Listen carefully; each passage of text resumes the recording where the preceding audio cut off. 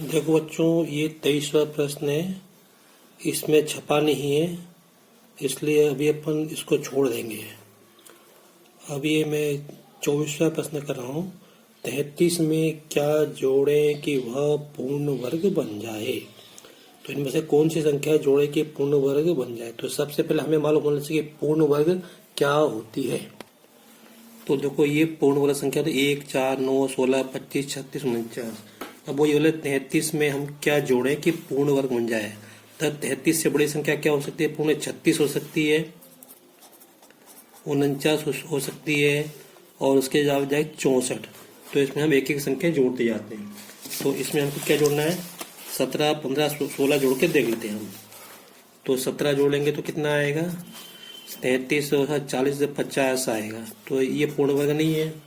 फिर 33 में हम 15 जोड़ते हैं, 33 और 48 और 10 48, ये भी पूर्ण वर्ग नहीं है। फिर हम 33 में 16 जोड़ते हैं तो ये 49 आएगा। तो 49 अपने आप में पूर्ण वर्ग है। तो हमारा सही उत्तर होगा कि इसमें हमको ये 16 जोड़ना पड़ेगा।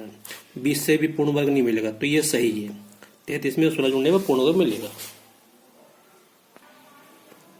देखो, ये प्रश्न है, एक द्विघात बहुपद x वर्ग प्लस 99x प्लस 127 के शून्यक होंगे। इसके दो शून्यक होंगे ना। दोनों शून्यकों के चिन्ह कैसे होंगे, क्या दोनों धनात्मक होंगे, दोनों ऋणात्मक होंगे, या एक धनात्मक दूसरा ऋणात्मक। तो मैं आपको बताऊं, देखो इसके जो गुणनखंड होंगे ना, तो दोनों में प्लस संख्या आएगी। तो जब हमको इसलिए हमको x का मान क्या मिलेगा, माइनस का मिलेगा। तो दोनों ऋणात्मक होंगे, इसका ये होगा। मैंने आपको पहले भी इस तरह का एक सवाल समझाया है। तो यहाँ पे दोनों मान क्या होंगे, ऋणात्मक होंगे। अब देखो, 28वां प्रश्न है। इसमें द्विघात बहुपद 3x वर्ग माइनस 48 का शून्यक होगा। दोनों ऋणात्मक, एक धनात्मक, एक ऋणात्मक, दोनों धनात्मक, दोनों समान। तो इसमें एक धनात्मक हुआ और एक ऋणात्मक हुआ। कैसे, वो मैं आपको बताता हूँ। मैंने आपको पहले भी बताया, समझाया, फिर से बता। देखो, इसमें से 3 कॉमन निकाल लो तो बचेगा x वर्ग माइनस 16। और ये x वर्ग 16 को अपन लिख सकते हैं 4 का वर्ग। तो यहाँ से इसके जो है गुणनखंड हो जाएंगे x प्लस 4 और x माइनस 4।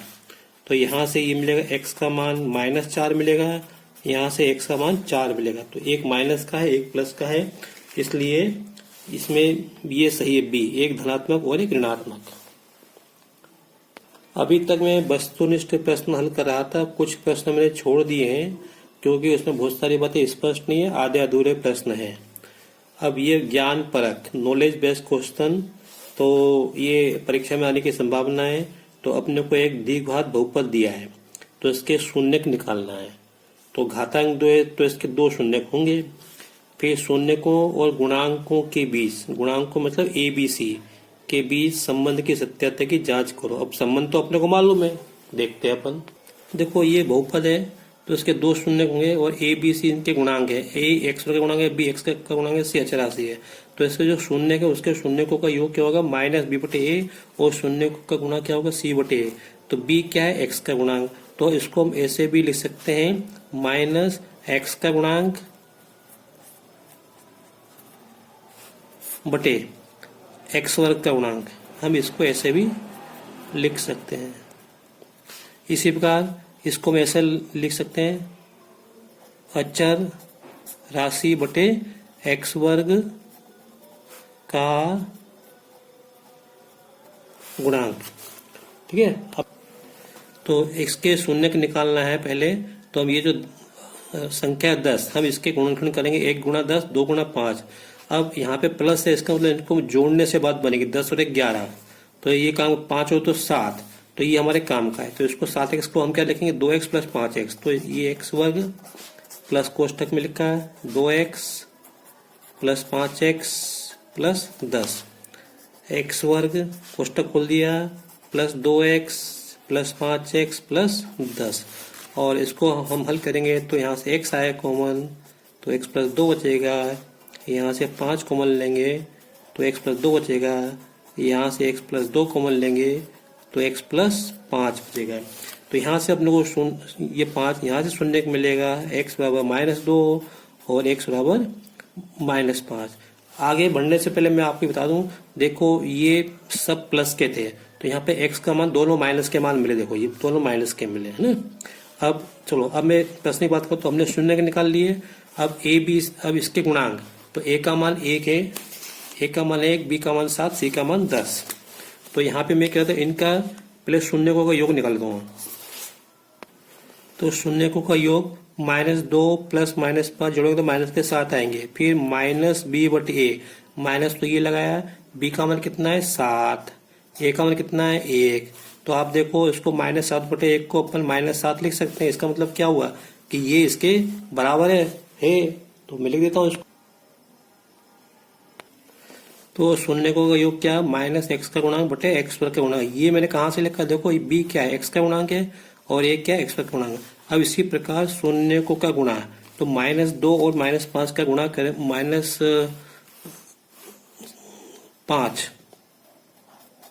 -2 गुणा -5 का गुणा करेंगे तो प्लस के 10 आएंगे।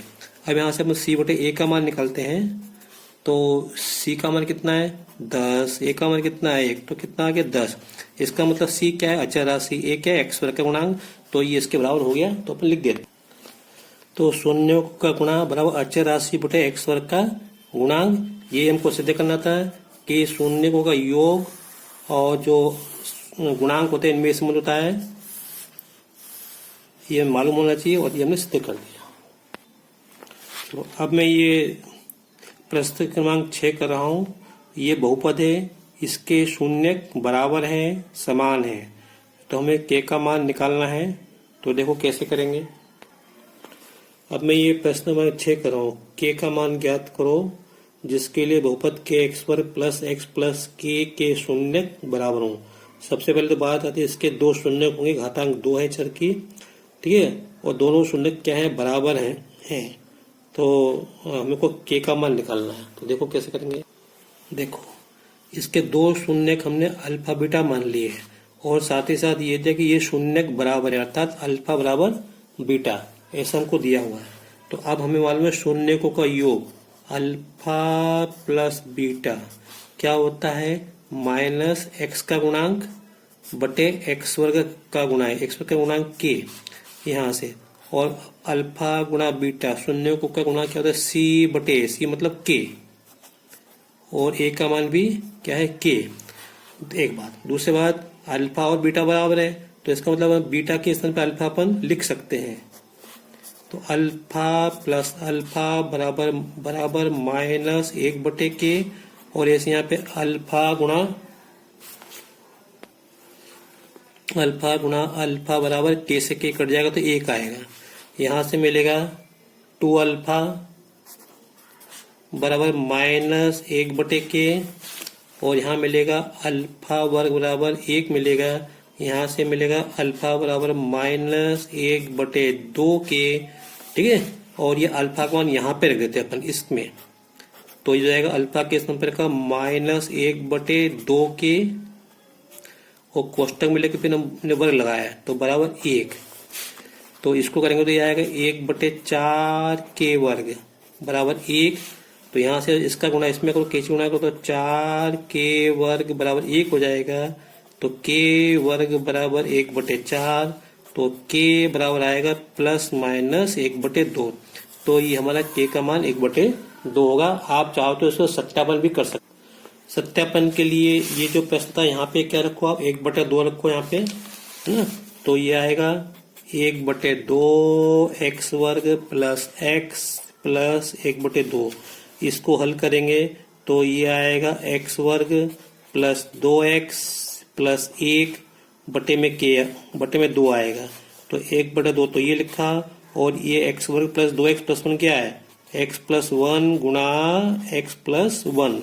यहाँ से 1/2 तो ये लिखा, तो यहाँ से x के मान क्या मिलेंगे हमको, x बराबर -1 और x बराबर -1। ये जो इसके मान क्या आएंगे, यहाँ से x बराबर -1 और यहाँ से x बराबर -1। तो आपने देखा दोनों शून्य समान है।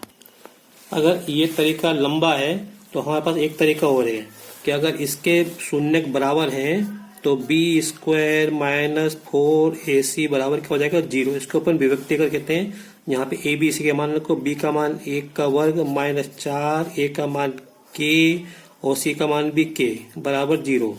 ये हो गया 1 का वर्ग, 1 को उधर ले जाओ या 1 को इधर दो और 4 के वर्ग उधर ले जाओ तो प्लस के हो जाएंगे। यहाँ से हो जाएगा के वर्ग बराबर 1/4, तो के बराबर प्लस माइनस 1/2। तो आप कैसे भी कर लो, चाहे ऐसे कर लो चाहे ऐसे कर लो, ये आप शायद ज़्यादा आसान है। अभी के लिए इतना ही, बाकी अगले वीडियो में भेजेंगे। अगर आपको मेरा वीडियो पसंद आया हो तो लाइक करें, शेयर करें और सब्सक्राइब करें ताकि आपको आगे के वीडियो मिलते रहें। Thank you.